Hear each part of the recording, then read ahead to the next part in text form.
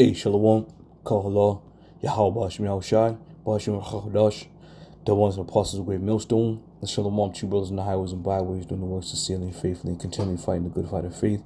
Lord willing, we're finding that number to be delivered. All right. So as we know, there's a lot of talk about food shortages, a lot of talk about these plants going up in smoke, and the masses of the people are going to tell you it's all conspiracy theory for those who believe it. All right. But there's no coincidence, man. There's no coincidence where in the past 6 months we had a damn near about 18 plants go up. All right. Right about the time when Joe Biden had made mention of, there's going to be some type of sanctions on his own country. All right. So let's read a little bit of this article here. It's from the Free Thought Project, and it says multiple large food processing and distribution plants in the U.S. have recently exploded or burned down. Now, why is that? And is that just a coincidence? Because a lot of these plants are in different states. All right, dated April 21st, 2022. It says, as food uncertainly lingers on the horizon thanks to U.S. sanctions and government decimation of the economy during the past 2 years, there is another factor, right, contributing to the problem. It says, since the beginning of the year, there have been several very large food processing facilities that have exploded or burned to the ground across the U.S. Now, once again, it is no coincidence how, we're hearing about all these food shortages and these plants now all of a sudden being burnt down to the ground. No coincidence. This week, a vegetable and nut processing facility in Dunbar, Oregon became engulfed in flames for unknown reasons. Quote, lights flickered, they heard a pop and went up there to check it out, and there was a fire. It says, according to the report made by Wasco County 911 records listed in Wasco County Sheriff's Log. The independent distributor of natural, organic, and non-GMO foods, which employs around 150 people, burned to the ground. 1 week before that fire in Oregon, a massive fire brought down a meat processing plant in Conway, New Hampshire. After burning for 16 hours, multiple fire crews finally put out the fire at East Conway Beef and Pork, but the facility is completely destroyed.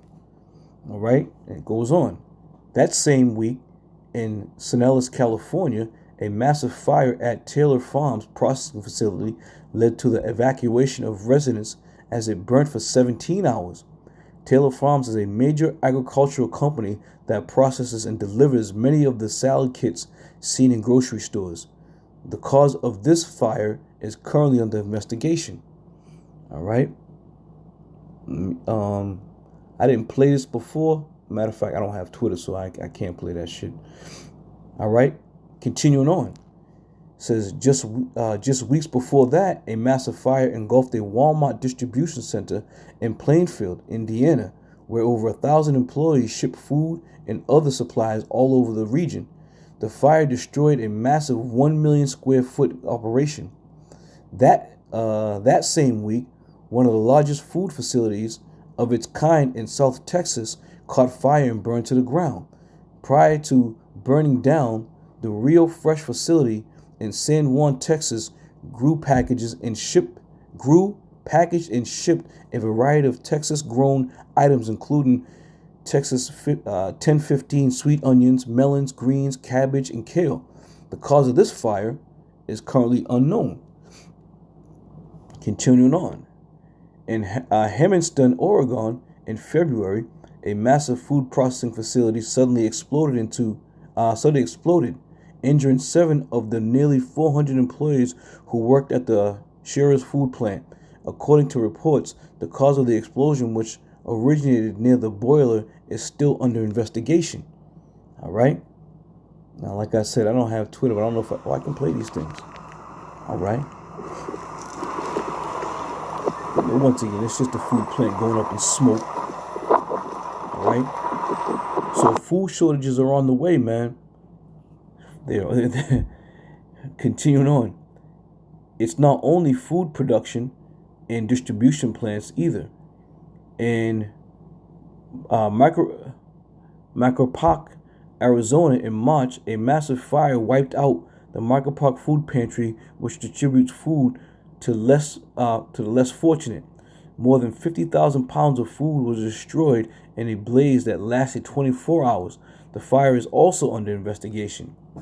The fact is that since last year, more than a dozen of these fires and explosions have taken place at food processing and distribution centers.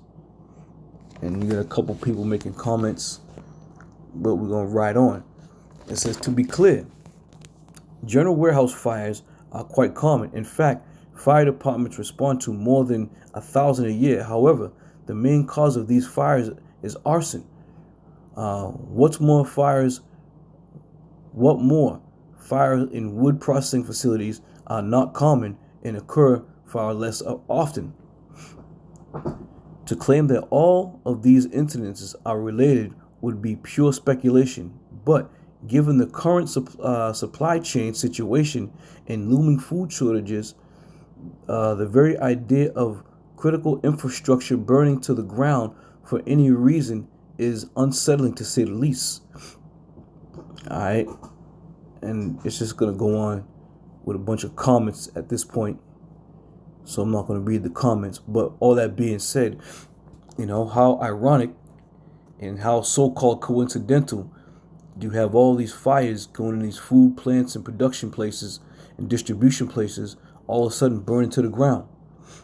All right, and when they say they burn to the ground, these places were burning for 16, 24, 17 hours, man. So you can best believe there's no more products coming out of these plants, man.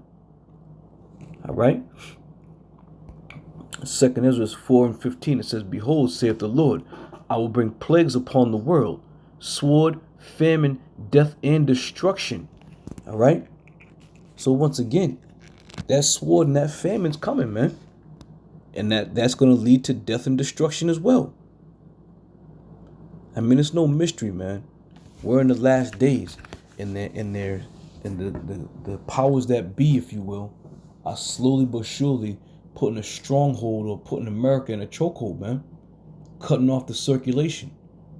All right? And once they finally implement that MOTB, you're going to have no choice for all those who are outside of the sanctuary. For all those who don't believe, you're going to have no choice but to rely on Esau and that chip to get food. So right now, they're going to start making food real scarce for people. And let's face it, man. The average Jake that just, has a regular 9 to 5 and just comes and goes, you don't have enough in your financial bank, if you will, to go out and buy and buy an abundance of food, man. Most of us live day to day. All right. So who's going to get affected the most? Jake. That's who's going to get affected the most by these food shortages, man. And therefore, they're going to be the ones who are going to be at the front line when they start implementing the MOTB, because they're going to want to eat. They're going to want to feed their kids. All right. So the time is coming, but understand this, that this is all done by the hand of the Lord, man. The Lord is setting this ball in motion. You can look at Esau and say, oh, he's the devil, which he is, but the Lord is putting the spirit on him to do this, man. Now, this is one of my favorites. This is 2 Kings, and I'm just going to go right to the point. We'll go to 6:26 and read down. This is one of my favorite scriptures because it gives you an insight of what's coming, man. 6:26, 2 Kings, it says, and as the king of Israel was passing by upon the wall, there cried a woman unto him, saying, help me, my lord, O king. And he said, if the Lord do not help thee, when shall I help thee? Out of the barn floor or out of the winepress? All right. And that's the thing, man. The scriptures tell you, seek the Lord before the evil days come. We ain't going to be able to help y'all out in that day, man. We fighting and scrounging and fighting for our own salvation. So we ain't going to be able to help you in that day. And we're telling you that those days are fast upon you. When there's going to be no food. When there's going to be all types of hell and tribulation and destruction. We've been telling you this for the past, since 2008. But the apostles, for the past 34, 40 years, man. Ain't nobody going to help you in that day, man. Ain't nobody going to sit there and be like, come on over. I got some food for you. The Lord's servants, the Lord is going to provide for his servants. But anybody outside of this thing, you're going to starve, man. Continuing on. Verse 28. And the king said unto her, what aileth thee? And she answered, this woman said unto me, give thy son that we may eat him today, and we will eat my son tomorrow. So we boiled my son and did eat him. And I said unto her on the next day, give thy son that we may eat him. And she had hid her son. And it came to pass when the king heard the words of the woman, that he rent his clothes and he passed by upon the wall, and the people looked, and behold, he had sackcloth within upon his flesh. All right. So that was the point of the point of the story, is how these women had conspired together to eat their own children, man. And one got deceived. You don't think those very same things are going to happen in this time period that we're coming upon? So don't make light of what the prophets are saying, man.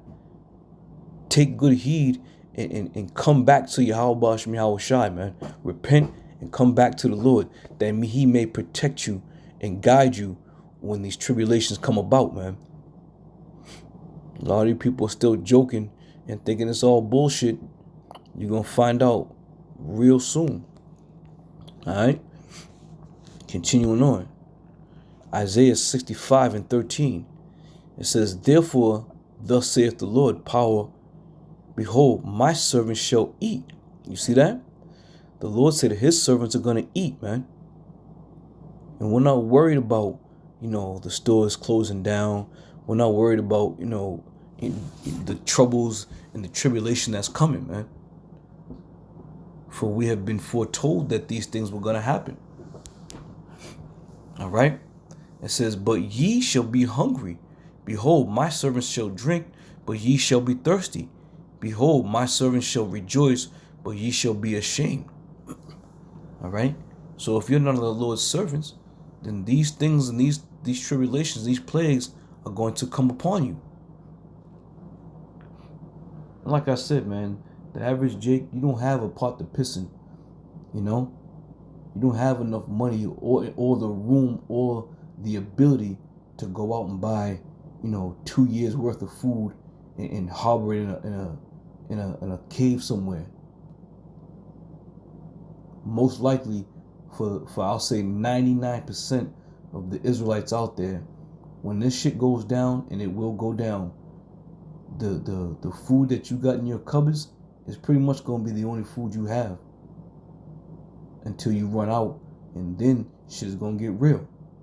And that's why the scriptures say a man shall have no pity upon his neighbor. Shit is going to get real. Not because his neighbor's a black dude and the other neighbor's a white dude and there's racial tension. You ain't going to have pity upon him for them reasons. You're going to have pity upon you, and you won't have pity upon your neighbor because you're going to have no food for lack of bread and lack of in the abundance of tribulation. Okay? You're going to think your neighbor got something that you need, and you're going to go get it, man. You see?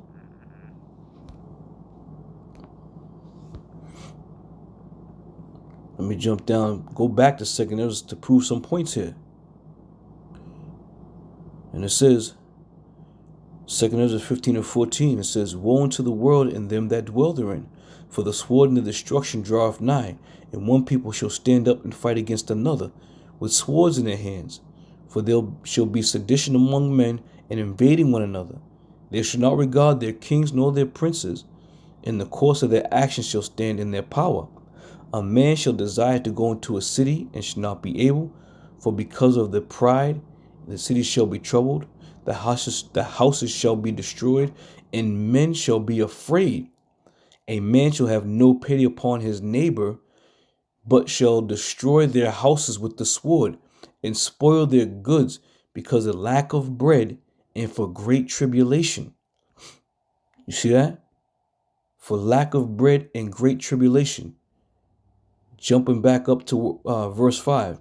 Behold, saith the Lord, I will bring plagues upon the world, the sword, famine, death, and destruction. Okay? These are the things that are going to be coming upon you, man. With all these food plants going down, with the stock market going down, all right? With the uncertainty of the trillions and billions of dollars that this place is in debt over, all right?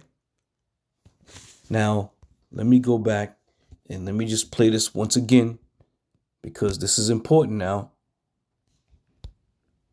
This is still.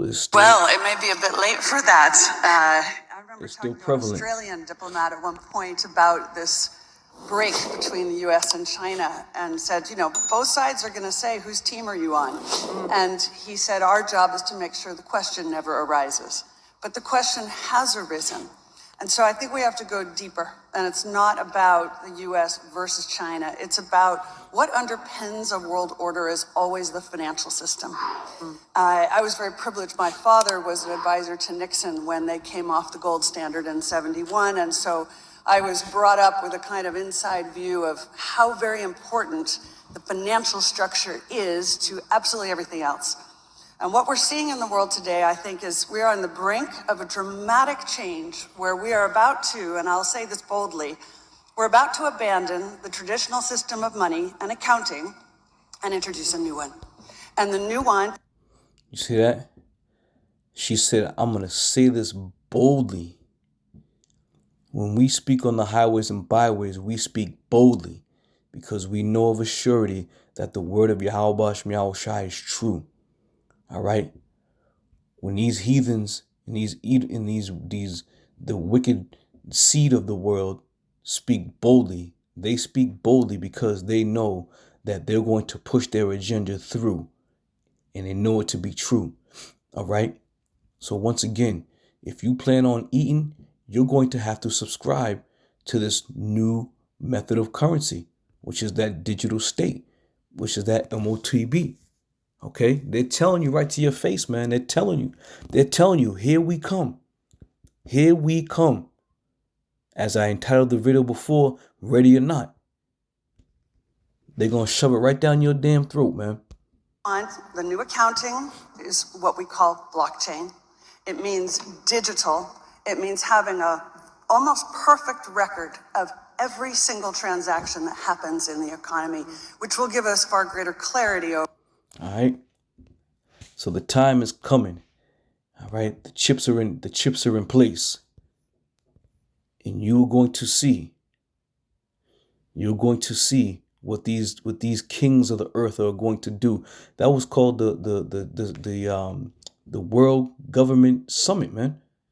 All the governments of the earth are at this place listening to what she just said, because they're all going to have to what?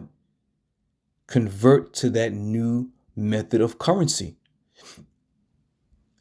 And how do you get a person to accept it? You implement certain types of strategies, such as put a strangle on the food supply. Put a strangle on the food supply, and that's going to get people to comply with what your demands are.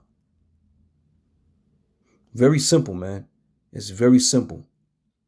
All right. So that's it on that. Just want to hit them points concerning this food shortage with these multiple large food plants and distribution centers being burned down to the ground. It ain't no conspiracy. It ain't no coincidence. This is what they're doing, man. This is what the elites of the earth are doing. And before you know it, your department stores, your grocery stores, your bodegas, all your little side stores, your mom and pop stores, they're all going to be shut down for the converting of that new method of currency. All right. So be on the ready, man. Us of the hopeful elect, We hope and pray that Yahweh Shem Yahushua watches over and covers us. And for those who are on the fence, playing games, bullshitting, the Lord will destroy you, man. And if he don't destroy you directly, he may destroy somebody that you love. And then you're going to know. And then you want to get right. All right. So with that, I'm going to say shalom. I'll see you on another show.